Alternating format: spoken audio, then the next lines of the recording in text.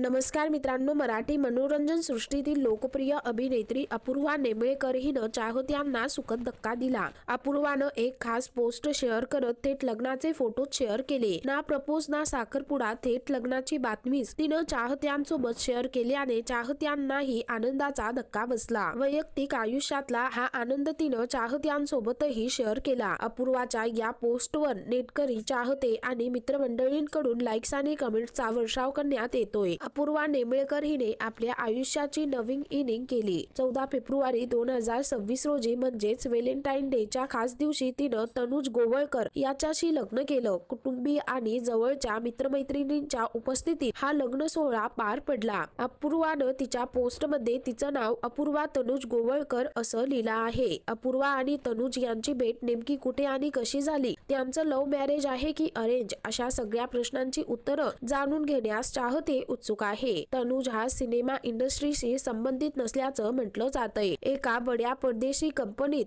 Principal business analysis या पदावर तो कार्यरत आहे. तर त्याला भटकंतीची विशेष आवड आहे. अपूर्वाने रात्रीस खेळ चाले या मालिकेत शेवंता ही भूमिका साकारलेली. या भूमिकेमुळे ती घराघरात पोहोचली. तिला प्रचंड लोकप्रियता मिळाली. अण्णा नाईक आणि शेवंता ही जोडी आजही प्रेक्षकांच्या आवडीची आहे. तर मित्रांनो, तुम्हाला अपूर्वा आणि तनुज यांची जोडी आवडली का? खाली कमेंट करून नक्की कळवा.